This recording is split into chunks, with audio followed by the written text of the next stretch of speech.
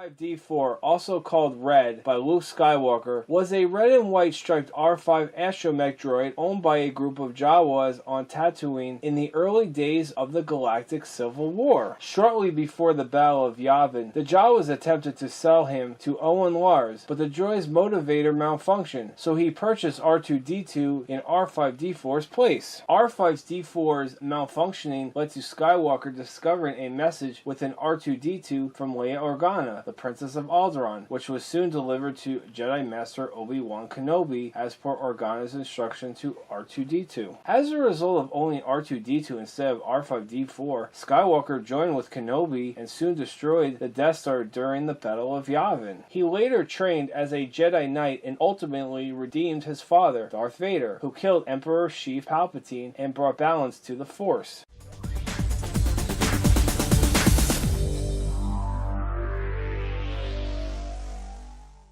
First, we'll talk about packaging. Packaging for R5-D4 is on the vintage style 12-back card. Even though he wasn't part of the original 12-back, what makes him unique is he is a Gamestop exclusive and is also in 6-inch scale. On the bottom left front of the card, you can clearly see R5-D4 displayed in the blister bubble. Also on the front of the card, in the top left-hand corner, is the new shiny foil Star Wars 40th Anniversary logo. To the right of that is the Star Wars logo. Below that is the name of the character, in this case R5-D4. And in the background is a very nice image directly from Episode 4 with the scene where it shows Luke looking at the R5 unit with the Jawas assisting him. At the bottom right is the GameStop exclusive sticker, and below that is the original Kenner logo. Flipping to the back side of the card, you see the Star Wars logo and the lineup of the original 12-back figures. And below that is a diorama piece that comes with Darth Vader. Below that is all legal text, but who cares about that hooba? And in the right hand corner is the Disney logo, and below that the Hasbro logo. Now let's free R5-D4 from this plastic prison!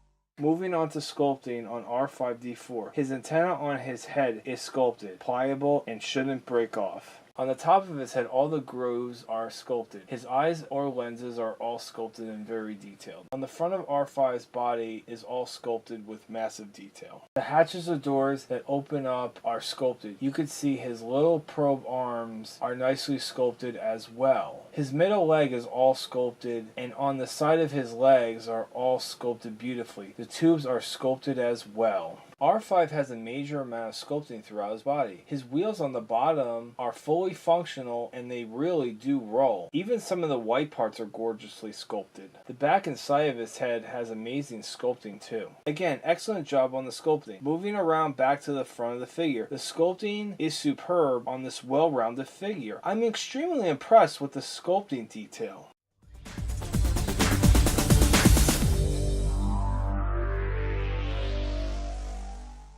Next, we'll talk about paint. For the paint detail on R5-D4, I like his antenna because it has a weathering metallic effect onto it. Continuing with the paint, on the top of R5-D4's head, in the grooves, the reddish orange color looks very pretty among the white. The silver looks very shiny on his lens or eyes and throughout the other areas of the figure. And the blue complements the reddish orange throughout the figure as well, and is very nicely done. Best aspect of the paint job on R5-D4 is that the figure looks very weathery and dirty. Gives it that impression he's been through a lot. Looks like it just came right out of the movie. The silver paint, I forgot to mention, looks very metallic. That brings me to the decals on his neck area. Yes, those are stickers or decals, which kind of takes away from the overall design, but I guess they couldn't sculpt it since it was a narrow area. But if you think about it, I believe they could have sculpted his neck area, since they're able to do details on other areas of his body. I'm afraid over time the decals will start to peel off. Hopefully not, and are applied well and won't come off. The paint job is really well done on his chest area. The hatches that he has on his chest are painted very well, and even on the probe tools on each side are very well painted as well. On the one tool, it is silver, yellow, and then silver at the end. And on the other tool, it's silver, gray, and then silver at the end. Very, very well done paint job on these little parts on his body.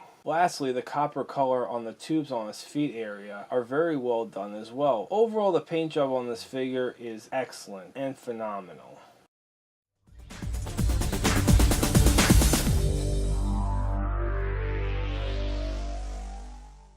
Next, we'll talk about articulation. His head turns all the way around. As you turn it clockwise, his center leg rises up into his body, and it will start to click when it is all the way up.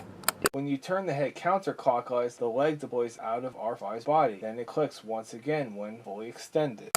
R5 has these attachments connected to his body. They are 2 probe arms and they fold into his body. 2 little hatches or doors shut after the probe arms are folded in. He also has hinged foot articulation on the middle leg. R5 also has leg rotation that goes all the way around, but I don't know why he'd do that, and has hinged foot articulation on his other 2 feet and the same articulation on his other leg. He doesn't have much articulation for a droid like other humanoid characters that need further articulation.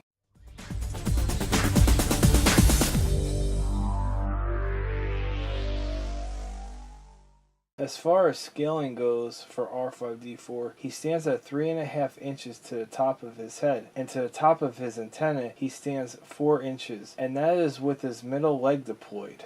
Also, R5-D4, with his middle leg not deployed, he stands at 3.5 inches at the top of his head, 4 inches at the top of his antenna. Since the middle leg is deployed or not, makes him stand at the same height. Here is a comparison of R5-D4 with Luke Skywalker from Episode 4 and BB-8 from Episode 7 to see the difference in scale of these 6-inch scaled figures. I know a lot of folks think the RD droids are supposed to be a bit bigger, but in my opinion, I think the scale works well for them. That includes R2-D2.